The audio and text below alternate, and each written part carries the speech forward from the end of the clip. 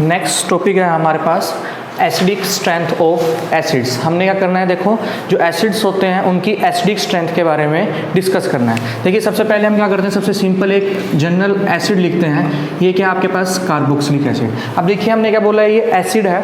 अगर ये एसिड है तो क्या करेगा, H पॉजिटिव डोनेट करेगा, तो क्या बन जाता है आपके पास RC double bond O negative plus H positive. तो देखिए जो है आपके पास H पॉजिटिव रिलीज होता है, ये क्या होता है, इक्विलिब्रियम में होती है रिएक्शन। क्या होती है, इक्विलिब्रियम में होती है। तो देखिए वो सभी फैक्टर जो क्या करेंगे, इसको स्टेबल करेंगे, तो वो क्या करेंगे, इक्विलिब्रियम को राइट हैंड साइड पे शिफ्ट करेंगे।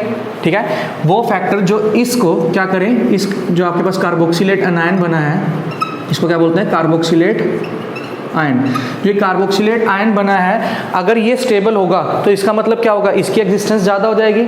अगर इसकी एग्जिस्टेंस ज़्यादा हो जाएगी, इसका मतलब इक्विलिब्रियम क्या होगा, राइट हैंड साइड पे शिफ्ट हो जाएगा। अगर इक्विलिब्रियम राइट हैंड साइड पे शिफ्ट होगा, इसका मतलब क्या है, H पॉजिटिव आयन की कंसंट्रेशन भी तो ज़्यादा हो जाएगी। इसका मतलब क्या हो जाएगा, एसिडिक करैक्टर इंक्रीज हो जाएगा। इसका मतलब हमने क्या देखना है कि H पॉजिटिव आयन रिलीज करने के बाद जो कार्बोक्सिलेट आयन बन रहा है वो कितना ज़्यादा स्टेबल है। जितना ज़्यादा ये कार्बोक्सिलेट आयन स्टेबल होगा उतना ही ज़्यादा क्या होगा, उसका एसिडिक करैक्टर होगा। ठीक है, इसका मतलब क्या है, आपको डायरेक्ट ये नहीं देखना कार्बोक्सिलिक एसिड आपके पास क्या गिवन है, आपको क्या करना है, उसका आयन बनाना है, एनायन बनाना है। एनायन बनाने के बाद उसकी स्टेबिलिटी चेक करनी है। जितना ज़्यादा वो स्टेबल होगा उतनी ही क्या होगा, इसका एसिडिक करैक्टर ज़्यादा होगा। ठीक है, ये बात समझ में लगी कि ये हमने इस टाइप से क्यों देख रहे हैं, क्योंकि देखो इक्विलिब्रियम राइट हैंड साइड पे तभी शिफ्ट होगा ना अगर हमारे पास ये चीज़ इधर वाली स्टेबल होगी। इक्विलिब्रियम उसी साइड पे शिफ्ट होता है जिस तरफ वो क्या होता है, ज़्यादा स्टेबल होता है। इस टाइप अगर इस तरफ स्टेबल है तो इस तरफ एग्जिस्ट करेगा, अगर इस तरफ स्टेबल नहीं है तो वो क्या चला जाएगा, बैकवर्ड साइड पे चला जाएगा। मतलब क्या हो जाएगा, एसिडिक स्ट्रेंथ क्या हो जाएगी, डिक्रीज हो जाएगी। अब देखिए आपको मालूम है यहाँ पे क्या है, रेजोनेंस पॉसिबल है। रेजोनेंस पॉसिबल है तो क्या होगा, RCO negative double bond O। तो इस टाइप से एक रेजोनेटिंग स्ट्रक्चर ये भी बन सकता है। ठीक है, तो ये दो फॉर्म में एग्जिस्ट करता है, दोनों ये क्या है इसके रेजोनेटिंग स्ट्रक्चर। अब देखिए क्या है, आपको यहाँ पे दिख रहा होगा, यहाँ पे क्या है, नेगेटिव चार्ज है। यहाँ पे क्या है, नेगेटिव चार्ज है। और नेगेटिव चार्ज को स्टेबल करने के लिए हमें क्या चाहिए, इलेक्ट्रॉन विड्रॉइंग ग्रुप। मतलब कि जो इस नेगेटिव चार्ज को क्या करे, खींच सके अपनी तरफ, मतलब इस नेगेटिव चार्ज को यहाँ से खत्म कर सके। तो अगर हम बात करें जो इलेक्ट्रॉन विड्रॉइंग ग्रुप होंगे, इलेक्ट्रॉन विड्रॉइंग ग्रुप होंगे वो क्या करेंगे, decreases the negative charge and stabilises it. इसका मतलब क्या होगा, अब ये नेगेटिव चार्ज अगर हम स्टेबलाइज कर दें, मतलब यहाँ से नेगेटिव चार्ज को हटा दें, तो ये क्या हो जाएगा, स्टेबल हो जाएगा। तो अगर हम इलेक्ट्रॉन विड्रॉइंग ग्रुप लगाते हैं तो ये चीज़ क्या हो जाती है, स्टेबल हो जाती है। अगर ये चीज़ स्टेबल हो जाती है तो एसिडिक करैक्टर क्या हो जाएगा, इंक्रीज हो जाएगा। तो अगर हम इलेक्ट्रॉन विड्रॉइंग ग्रुप लगाते हैं तो एसिडिक करैक्टर क्या हो जाता है, इंक्रीज हो जाता है। ठीक है, इलेक्ट्रॉन विड्रॉइंग ग्रुप लगाने से ये क्या हो जाएगा, स्टेबल हो जाएगा। और अगर ये स्टेबल हो जाएगा तो एसिडिक करैक्टर क्या हो जाएगा, ऑटोमेटिकली इंक्रीज हो जाएगा। दूसरी बात करते हैं हम इलेक्ट्रॉन डोनेटिंग ग्रुप की। इलेक्ट्रॉन डोनेटिंग ग्रुप का इफेक्ट क्या होगा, इसका बिल्कुल ऑपोजिट। इलेक्ट्रॉन डोनेटिंग ग्रुप क्या करेगा, इस पे नेगेटिव चार्ज को और बढ़ा देगा। अगर नेगेटिव चार्ज बढ़ेगा तो ये क्या हो जाएगा, अनस्टेबल हो जाएगा, डिस्टेबलाइज हो जाएगा। अगर डिस्टेबलाइज हो जाएगा तो इस फॉर्म में एग्जिस्ट नहीं करना चाहेगा, तो वो क्या चला जाएगा, वापस बैकवर्ड डायरेक्शन में चला जाएगा। ठीक है, तो अगर इलेक्ट्रॉन डोनेटिंग ग्रुप होगा तो एसिडिक करैक्टर क्या हो जाएगा, डिक्रीजेस। बस आपको एक ये बात याद रखनी है कि अगर इलेक्ट्रॉन विड्रॉइंग ग्रुप है तो एसिडिक करैक्टर इंक्रीज, अगर इलेक्ट्रॉन डोनेटिंग ग्रुप है तो एसिडिक करैक्टर क्या हो जाएगा, डिक्रीज हो जाएगा। ठीक है, इतनी सी बात लगी समझ में। चलिए नेक्स्ट अब देखते हैं इसमें। अब मान लीजिए मैं कुछ एग्जाम्पल यहाँ पे लिख रहे हैं।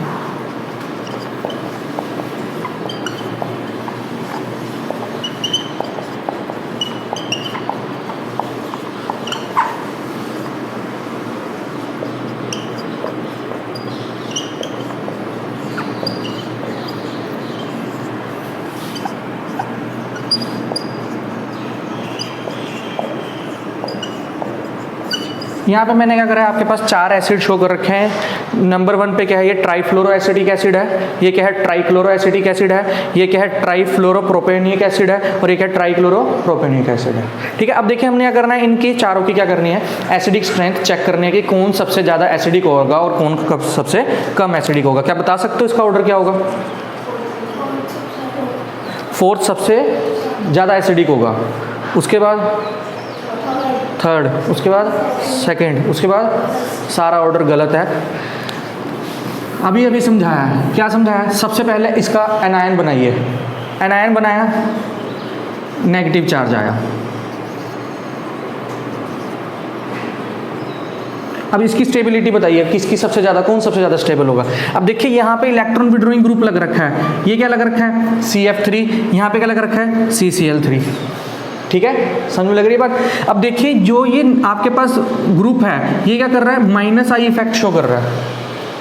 क्या कर रहा है, माइनस आई इफेक्ट शो कर रहा है। मतलब क्या है, माइनस आई इफेक्ट के थ्रू क्या कर रहा है, वो इलेक्ट्रॉन को विड्रॉ कर रहा है अपनी तरफ। मतलब सारे के सारे स्टेबल तो कर रहे हैं, लेकिन अब हमने ये देखना है कि कौन ज़्यादा स्टेबल कर रहा है और कौन कम स्टेबल कर रहा है। माइनस आई इफेक्ट का अगर ऑर्डर याद हो तो F ज़्यादा इलेक्ट्रॉन विड्रॉइंग होता है Cl से, इलेक्ट्रॉन एक्टिविटी भी ज़्यादा है, ये भी पता है। तो अब देखिए क्या है, ये क्या है, उस कार्बोक्सिलेट अनायन से क्या है, डायरेक्टली लिंक्ड है CF3। तो इसका मतलब क्या है, ये ज़्यादा जल्दी इलेक्ट्रॉन खींच पाएगा। अगर ज़्यादा जल्दी इलेक्ट्रॉन खींच पाएगा तो सबसे ज़्यादा कौन हो जाएगा, ये। देखो मैं पहले इन दोनों का कंपैरिजन करके बता रहा हूँ। अभी पहले इन दोनों का देखिए, ये क्या है, ये वाले जो ग्रुप CF3 और CCl3, ये क्या है, डायरेक्टली अटैच्ड है उस कार्बन से जिसके साथ O नेगेटिव अटैच्ड है। ठीक है, और अगर मैं इन दोनों को भी देखूं, यहाँ पे क्या है, फ्लोरीन, यहाँ पे क्या है, क्लोरीन। फ्लोरीन और क्लोरीन में क्या होता है, फ्लोरीन का इफेक्ट ज़्यादा होता है। फ्लोरीन का माइनस आई इफेक्ट क्या होता है, ज़्यादा होता है Cl से। इसका मतलब ये वाला क्या हो जाएगा, ज़्यादा स्टेबलाइज हो जाएगा इसके कंपैरिजन में। ठीक है, तो 1 तो हो गया ग्रेटर देन 2। ठीक है, दूसरी बात एक और चीज बताई थी मैंने, जो माइनस आई इफेक्ट होता है वो क्या होता है, डिक्रीज होता है डिस्टेंस के साथ। माइनस आई इफेक्ट क्या होता है, डिक्रीज होता है डिस्टेंस के साथ। अब देखो यहाँ पे क्या हो गया, डिस्टेंस बढ़ गया, डिस्टेंस बढ़ गया ना। देखो यहाँ पे पहले नेगेटिव चार्ज था जिसपे, उसके साथ जो CF3 था वो क्या था, पास था। ठीक है, अब क्या है, नेगेटिव चार्ज और CF3 के बीच में डिस्टेंस बढ़ गया, एक कार्बन और आ गया ना, यहाँ पे एक कार्बन और आ गया तो डिस्टेंस क्या हो गया, बढ़ गया। अगर डिस्टेंस बढ़ गया तो माइनस आई इफेक्ट क्या हो गया, कम हो गया। माइनस आई इफेक्ट कम हो गया, इसका मतलब क्या, इलेक्ट्रॉन विड्रॉइंग टेंडेंसी जो थी इस ग्रुप की वो क्या हो चुकी है, थोड़ी सी कम हो चुकी है। अगर इलेक्ट्रॉन विड्रॉइंग टेंडेंसी कम हो चुकी है तो क्या हो जाएगा, माइनस आई इफेक्ट इसका क्या लगेगा, कम लगेगा इसके कंपेरिजन में। ठीक है, समझ में लगी ये बात। तो इसका मतलब ये दोनों तो क्या हो गए, इन दोनों से तो वीकर हो गए। अब देखो, अब इन दोनों का कंपैरिजन करो, इन दोनों में से कौन स्ट्रॉन्गर होगा, फ्लोरीन वाला ज़्यादा स्ट्रॉन्गर होगा। अभी बताया था माइनस आई इफेक्ट किसका होता है, फ्लोरीन का ज़्यादा होता है क्लोरीन से। ठीक है, तो आपके पास ये ऑर्डर आ गया, 1 is greater than 2, greater than 3, greater than 4। तो आपको इस टाइप से देखना है। अब माइनस आई इफेक्ट बताया, अब आपको माइनस आई इफेक्ट के रूल्स सारे पता होने चाहिए। डिस्टेंस के साथ डिक्रीज होता है, फ्लोरीन का ज़्यादा होता है। फ्लोरीन के बाद भी अगर मैं यहाँ पे देखो, अगर मैं 2 का कंपैरिजन करूँ, मान लीजिए इन तीनों का कंपैरिजन करते हैं। चलिए, नाइट्रो ग्रुप लगा रखा है यहाँ पे, CN ग्रुप लगा रखा है, एक फ्लोरो ग्रुप लगा दिया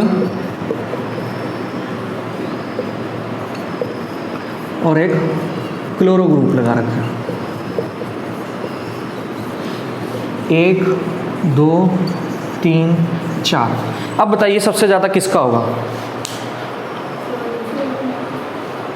माइनस आई का मैंने ऑर्डर लिखवाया था, याद करा हुआ ऑर्डर, माइनस आई का ऑर्डर लिखवाया था,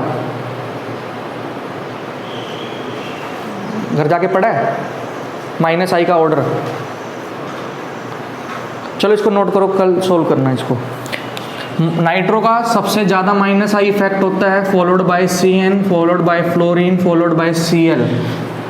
सबसे ज़्यादा minus I effect nitro group का होता है, उसके बाद CN का, उसके बाद फ्लोरो का, उसके बाद क्लोरो का। ठीक है, तो इसके अकॉर्डिंग क्या आ जाएगा, फर्स्ट, फिर ये वाला आएगा थर्ड, फिर सेकंड और फिर फोर्थ। ऑर्डर याद रखने हैं इन चीज़ों के, ये नहीं है कि लिखवा दिया तो बस ऐसे ही नोटबुक में उसको टेप लिया। ठीक है, तो ये था आपके पास माइनस आई इफेक्ट का रोल। अब देखिए अगर हम बात करते हैं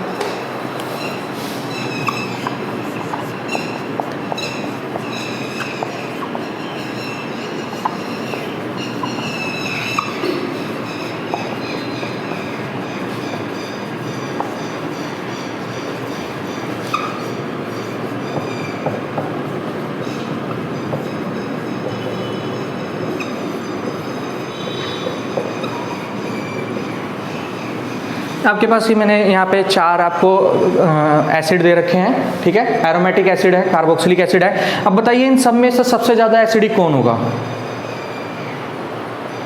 सबसे ज़्यादा एसिडिक कौन होगा इसमें? नाइट्रो वाला क्या होगा? सबसे ज़्यादा एसिडिक होगा, क्योंकि नाइट्रो का क्या है? इलेक्ट्रॉन विड्रॉइंग इफेक्ट है। इलेक्ट्रॉन विड्रॉइंग इफेक्ट है तो क्या करेगा? एनायन को स्टेबल करेगा। एनायन को स्टेबल करेगा तो क्या होगा? एसिडिक करैक्टर क्या हो जाएगा? इंक्रीज हो जाएगा। तो सबसे ज़्यादा क्या आ जाएगा? अगर नंबर दें इसको 1 2 3 4, तो 1 क्या हो जाएगा? सबसे ज़्यादा हो जाएगा। उसके बाद 4 सबसे ज़्यादा होगा। क्यों? क्योंकि देखो यहाँ पे जो 2 ग्रुप लगे हैं ये क्या है? इलेक्ट्रॉन डोनेटिंग ग्रुप हैं। इलेक्ट्रॉन डोनेटिंग ग्रुप है तो ये तो क्या करेंगे? उसको और डिस्टेबलाइज करेंगे। लेकिन यहाँ पे ऐसा कुछ भी ग्रुप नहीं है, ना इलेक्ट्रॉन डोनेटिंग है ना विड्रॉइंग है, तो उसके बाद क्या आ जाएगा? नंबर 4। उसके बाद आपके पास क्या आएगा? नंबर 3। और उसके बाद क्या आएगा आपके पास? नंबर 2। तो ये आपके पास एसिडिक ऑर्डर का, एसिडिक करैक्टर का ऑर्डर, ठीक है। समझ लगा ये?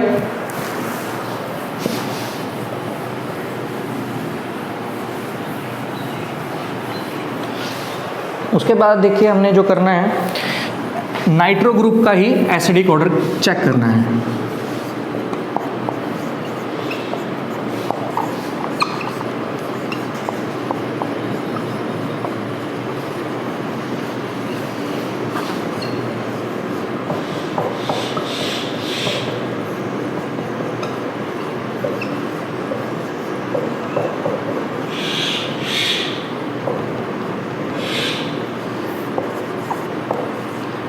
एक क्या आ गया आपके पास? ऑर्थो, एक क्या आ गया? मेटा, एक क्या आ गया? पैरा, और एक क्या आपके पास? देखिए सिंपल है। अब आपको देखिए यहाँ पे सारी चीज़ों के बारे में पता होना चाहिए। Plus I effect, minus I effect कहाँ पे ऑपरेट होता है, इन सब चीज़ों का पता होना चाहिए। देखिए नाइट्रो क्या होता है? 2 तरह के इफेक्ट शो करता है। कौन कौन से? माइनस आई और माइनस आर। मतलब इंडक्टिव इफेक्ट के थ्रू भी वो इलेक्ट्रॉन गेन करता है, इलेक्ट्रॉन विड्रॉ करता है, और रेजोनेंस के थ्रू भी क्या करता है? इलेक्ट्रॉन को वो विड्रॉ करता है। अब देखिए इसमें तो क्या है, आपके पास कोई भी ऐसा फैक्टर नहीं है जो इसको स्टेबलाइज कर सके, तो ये तो क्या होगा? सबसे कम एसिडिक होगा। इसको तो हमने छोड़ ही दिया, या फिर इस तरीके से कर लीजिए, सबसे कम ये होगा, ठीक है। अब हमने चेक करने हैं ये तीनों के तीनों। अब आपको मालूम है जो माइनस आई है वो डिस्टेंस के साथ क्या होता है? डिक्रीज होता है। तो अगर हम बात करें पैरा पोजीशन पे जो माइनस आई होगा वो तो क्या होगा? नेग्लिजिबल ही होगा। क्या होगा? नेग्लिजिबल होगा। तो हम लिख देते हैं कि यहाँ पे जो है मैक्सिमम आपके पास सिर्फ और सिर्फ minus are effect he operate हो रहा है, माइनस आई तो बहुत कम ऑपरेट हो रहा है, ठीक है। समझ में लगा यहाँ तक? उसके बाद अगर हम बात करें इस नाइट्रो ग्रुप की, यहाँ पे जो ऑर्थो पे है ये क्या कर रहा है? माइनस आर से भी इलेक्ट्रॉन विड्रॉ कर रहा है और माइनस आई से भी इलेक्ट्रॉन विड्रॉ कर रहा है, ठीक है। माइनस आई से भी विड्रॉ कर रहा है और माइनस आर से भी कर रहा है। और इसमें जो माइनस आई है वो क्या है? स्ट्रॉन्ग है, क्योंकि यहाँ पे डिस्टेंस बहुत कम है, ठीक है। डिस्टेंस कम है तो माइनस आई भी क्या है? स्ट्रॉन्ग है। और अगर हम बात करें यहाँ पे कौन कौन से इफेक्ट होंगे? माइनस आई और यहाँ पे और कोई इफेक्ट शो नहीं होगा, क्योंकि मेटा पोजीशन पे रेजोनेंस नहीं होती है। मेटा पोजीशन पे कभी भी रेजोनेंस नहीं होती है, तो मेटा पोजीशन पे सिर्फ और सिर्फ आई इफेक्ट ही लगता है, चाहे वो प्लस आई हो चाहे माइनस आई हो, ठीक है। समझ में लगी ये बात? अब अगर आप इसको ऑर्डर में लगाएंगे तो सबसे अच्छा एसिड कौन सा होगा? सेकंड वाला, क्योंकि माइनस आई और माइनस आर इन दोनों से क्या कर रहा है? इलेक्ट्रॉन विड्रॉ कर रहा है। तो क्या आ जाएगा? सबसे स्ट्रॉन्ग आ गया आपके पास सेकंड, फिर उसके बाद क्या आएगा आपके पास? फोर्थ, फिर उसके बाद क्या आएगा आपके पास? थर्ड, ठीक है। समझ में लगी ये चीज़? क्या नहीं समझ में लगा? ये वाला समझ में लगा? माइनस आई और माइनस आर ज़्यादा एसिडिक कैसे है? इलेक्ट्रॉन विड्रॉइंग ग्रुप है। माइनस आई और माइनस आर दोनों से ही इलेक्ट्रॉन विड्रॉ कर रहा है, मतलब इस पे क्या करेगा? इलेक्ट्रॉन डेंसिटी को बहुत कम कर देगा, यानी बहुत ज़्यादा स्टेबल कर देगा इसको, ठीक है। माइनस आई और माइनस आर से इलेक्ट्रॉन विड्रॉ कर रहा है, इलेक्ट्रॉन विड्रॉ कर रहा है, इसका मतलब क्या कर रहा है? इसको कार्बोक्सिलेट आयन को स्टेबल कर रहा है। अगर इसको स्टेबल कर रहा है तो इसका एसिडिक करैक्टर ऑटोमेटिकली इंक्रीज कर रहा है। अभी ऊपर इक्विलिब्रियम से यही समझाया था, ठीक है। तो क्या हो जाएगा? 2 का सबसे ज़्यादा हो जाएगा। उसके बाद इसमें क्या है? माइनस आई के कारण ये 4th नंबर पे, और इसमें क्या है? माइनस आर, क्योंकि माइनस आई इसमें बिल्कुल भी ऑपरेट नहीं होगा, डिस्टेंस के साथ माइनस आई बिल्कुल नेग्लिजिबल हो जाता है पैरा पे। तो आपके पास क्या आ गया? ये ऑर्डर आ गया, करेक्ट ऑर्डर, ठीक है। तो इस टाइप के आपके पास क्वेश्चन आते हैं, इनका आपने थोड़ा सा देख लेना इनको, इस टाइप के क्वेश्चंस को। ये वाला ऑर्डर यहाँ पे ही करिए।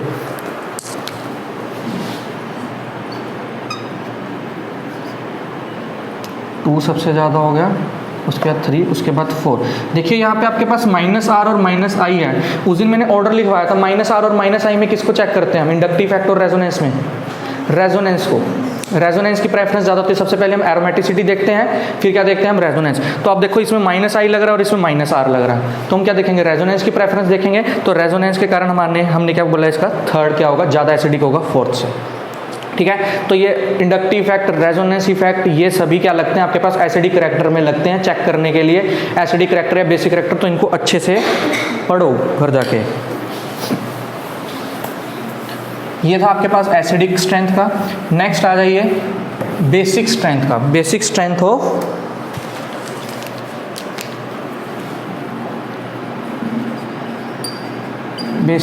Of amines. Basic strength of amines. अब देखिए, अगर हम किसी भी एक जनरल अमीन की बात करते हैं, ठीक है, प्राइमरी भी हो सकता है, सेकेंडरी भी हो सकता है और टर्शियरी भी होता है। अब अगर हमने बोला है कि अमीन क्या है? बेसिक है नेचर में। बेसिक है, इसका मतलब क्या करेगा? अपने लोन पेयर ऑफ इलेक्ट्रॉन्स किसको डोनेट करेगा? H पॉजिटिव को। देखो बेस है, बेस किसके साथ रिएक्ट करता है? एसिड के साथ रिएक्ट करता है। तो आपके पास क्या बन जाएगा? NH positive. ठीक है, ये रिएक्शन भी क्या होती है? सेम जैसे हमने पिछली बार करी थी, इक्विलिब्रियम में होती है ये रिएक्शन भी। ठीक है, अब देखो, अब ये क्या आ रहा है? इसके ऊपर नाइट्रोजन के ऊपर क्या आ रहा है? Positive charge. तो वो सभी फैक्टर जो क्या करेंगे? इस पॉजिटिव चार्ज को स्टेबलाइज कर दें, वो क्या करेंगे? इक्विलिब्रियम को राइट हैंड साइड पे शिफ्ट करेंगे। इक्विलिब्रियम को राइट हैंड साइड पे शिफ्ट करेंगे, इसका मतलब ये क्या है? स्टेबल है। और अगर स्टेबल है तो इसका मतलब क्या है? इसका बेसिक करैक्टर क्या हो जाएगा? ऑटोमेटिकली ज़्यादा हो जाएगा। ठीक है, जैसे एसिड में करा था, वहाँ पे हम क्या करते थे? नेगेटिव चार्ज को कम करने की बात करते थे। जितना अच्छा ग्रुप नेगेटिव चार्ज को स्टेबलाइज करेगा, उतना ही क्या होगा? एसिडिक स्ट्रेंथ ज़्यादा होगी। यहाँ पे भी सेम वैसा ही है। अब हमने क्या करा?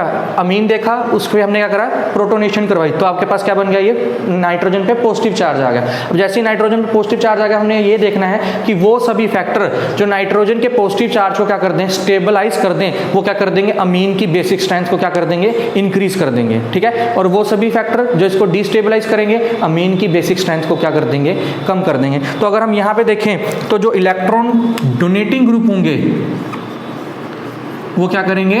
बेसिक स्ट्रेंथ को इंक्रीज कर देंगे, क्योंकि हमको क्या चाहिए? यहाँ पे नाइट्रोजन में पॉजिटिव चार्ज कम हो। नाइट्रोजन में पॉजिटिव चार्ज कम होगा जब कोई इलेक्ट्रॉन डोनेटिंग ग्रुप आएगा। तो जितने भी इलेक्ट्रॉन डोनेटिंग ग्रुप होंगे वो बेसिक स्ट्रेंथ को क्या कर देंगे? इंक्रीज कर देंगे। और अगर हम बात करें इलेक्ट्रॉन विड्रॉइंग ग्रुप की, उसका क्या इफेक्ट होगा? बेसिक स्ट्रेंथ डिक्रीज कर देंगे। ठीक है, इलेक्ट्रॉन डोनेटिंग ग्रुप क्या करेंगे? बेसिक स्ट्रेंथ को इंक्रीज कर देंगे, और इलेक्ट्रॉन विड्रॉइंग ग्रुप क्या कर देंगे? बेसिक स्ट्रेंथ को डिक्रीज कर देंगे। अब देखिए, अगर हम बात करें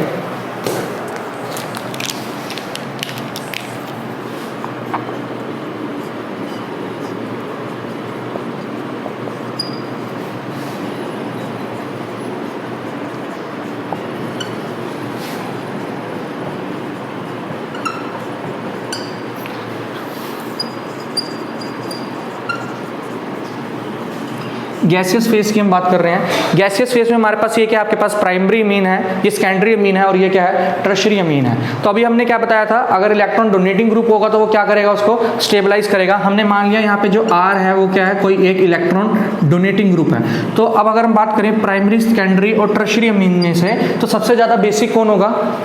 टर्शियरी अमीन, क्योंकि यहाँ पे क्या लगे हुए हैं? 3 एल्काइल ग्रुप। 3 एल्काइल ग्रुप यानी 3 इलेक्ट्रॉन डोनेटिंग ग्रुप लगे हुए हैं। 3 इलेक्ट्रॉन डोनेटिंग ग्रुप लगे हुए हैं, तो इसका मतलब क्या है? नाइट्रोजन पे जो इलेक्ट्रॉन डेंसिटी है वो भी क्या हो रही है? इंक्रीज हो रही है। तो ठीक है, जितनी ज़्यादा नाइट्रोजन पे इलेक्ट्रॉन डेंसिटी होगी वो उतना ज़्यादा क्या होगा? बेसिक होगा। ठीक है, तो आपके पास क्या होगा? टर्शियरी सबसे ज़्यादा बेसिक होगा, followed by secondary, followed by primary. लेकिन याद रखना, ये ऑर्डर आपके पास तभी है अगर आप क्या कर रहे हो? गैसियस फेज की बात कर रहे हो। क्या कर रहे हो? सिर्फ और सिर्फ गैसियस फेज की बात कर रहे हो, तभी ये ऑर्डर फॉलो होगा। ठीक है, क्योंकि देखो गैसियस फेज में सिर्फ और सिर्फ आपके पास एक ही फैक्टर लग रहा है, प्लस आई फैक्टर। ठीक है, या फिर आप बोल सकते हो सिर्फ और सिर्फ इंडक्टिव इफेक्ट ऑपरेट हो रहा है। लेकिन अगर हम बात करें एक्वस फेज की, अगर हम बात करें एक्वस फेज की, तो एक्वस फेज में आपके पास दो चीजें लगती हैं, एक तो इंडक्टिव इफेक्ट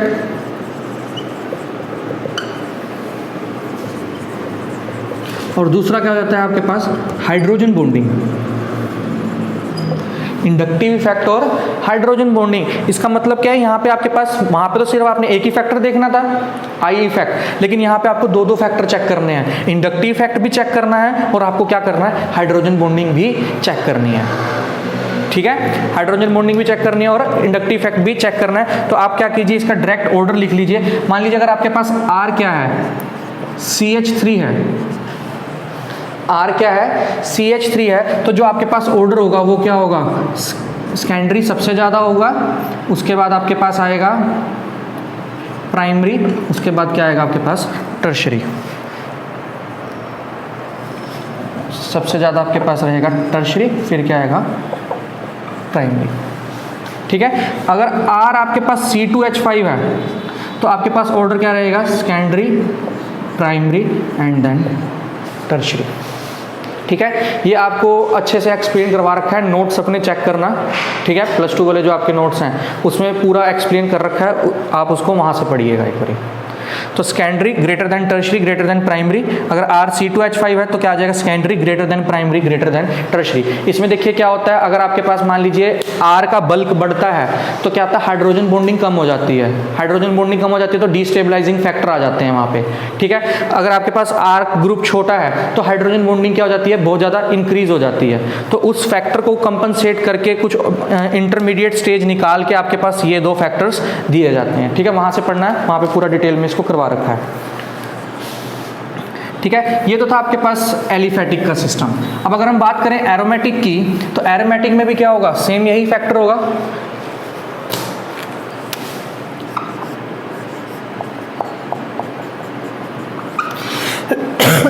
सॉरी, अब बताइए पहले एक बात, ये एलिफेटिक है और ये एरोमेटिक है, एलिफेटिक और एरोमेटिक में कौन ज़्यादा बेसिक होगा?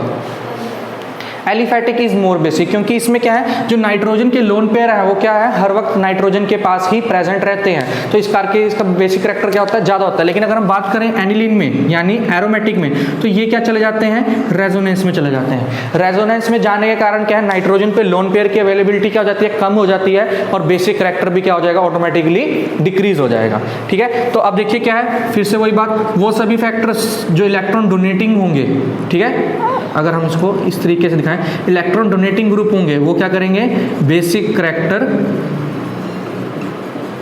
इंक्रीज करेंगे। लेकिन अगर हम दूसरी तरफ बात करें इलेक्ट्रॉन विड्रॉइंग ग्रुप की, तो वो क्या करेंगे, बेसिक करैक्टर को डिक्रीज कर देंगे। ठीक है, अब इलेक्ट्रॉन डोनेटिंग ग्रुप आपको मालूम है कौन कौन से हैं, मिथोक्सी हो गया आपके पास, मिथाइल ग्रुप हो गया, फिनोल टाइप आपके पास ग्रुप हो गए, तो ये सभी क्या करेंगे, इसको स्टेबलाइज करेंगे और क्या करेंगे, बेसिक करैक्टर को इसके इंक्रीज करेंगे। लेकिन अगर हम बात करें इलेक्ट्रॉन विड्रॉइंग में, नाइट्रो ग्रुप हो गया, साइनाइड ग्रुप हो गया, तो ये वाले ग्रुप क्या हैं, बेसिक करैक्टर को क्या कर देंगे, डिक्रीज कर देंगे। ठीक है, समझ में लगाइए, एसिडिक करैक्टर और बेसिक करैक्टर। एसिडिक करैक्टर में आपको क्या देखना है, एनायन की स्टेबिलिटी देखनी है, तो इलेक्ट्रॉन विड्रॉइंग ग्रुप जो एनायन की स्टेबिलिटी को क्या कर देंगे, इन्हांस कर देंगे, इंक्रीज कर देंगे, एसिडिक करैक्टर को भी क्या करेंगे, इंक्रीज करेंगे। उसमें आपने क्या चेक करना है, माइनस आई इफेक्ट चेक करना है, एलिफेटिक के केस में अगर हम बात करें। ठीक है, माइनस आई इफेक्ट क्या होता है, डिस्टेंस के साथ डिक्रीज होता है, एक तो आपको वो फैक्टर याद रखना है। उसके बाद क्या करना है, ये भी आपको पता नहीं चाहिए किसका माइनस आई इफेक्ट ज़्यादा होता है, फ्लोरीन का, क्लोरीन का, अगर हम नाइट्रो या फिर साइनो ग्रुप लगा दें तो किसका माइनस आई इफेक्ट ज़्यादा होता है, वो भी आपको ध्यान रखना पड़ेगा। उसके अकॉर्डिंग क्या आते हैं, ऑर्डर आते हैं। उसका number of electron withdrawing group भी डिपेंड करता है। अब मान लीजिए किसी के अंदर आपके पास 1 फ्लोरीन लगा हुआ है और किसी के अंदर 2 फ्लोरीन लगे हैं, तो और किसी में 3 फ्लोरीन लगे हुए हैं, तो कौन सबसे ज़्यादा स्टेबल होगा, जिसमें 3 फ्लोरीन लगे होंगे, क्योंकि 3 फ्लोरीन क्या करेंगे, ज़्यादा माइनस आई इफेक्ट शो कर पाएंगे और ज़्यादा स्टेबलाइज कर पाएंगे। एरोमेटिक सिस्टम में आपके पास सेम वही है, इलेक्ट्रॉन विड्रॉइंग ग्रुप होंगे तो स्टेबल होगा, इलेक्ट्रॉन डोनेटिंग होंगे तो डिस्टेबलाइज होगा।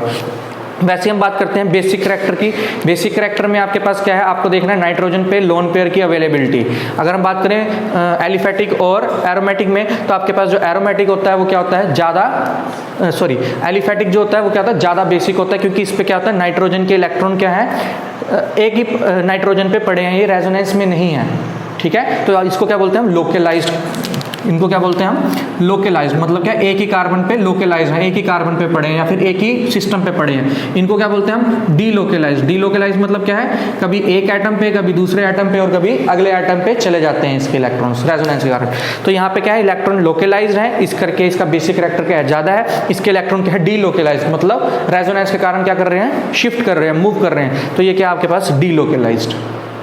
ठीक है, तो इस कारण से आपके पास इलेक्ट्रॉन डिनोटिंग और इलेक्ट्रॉन विड्रॉइंग ग्रुप का इफेक्ट है। तो ये आपके पास बेसिक करैक्टर। चलिए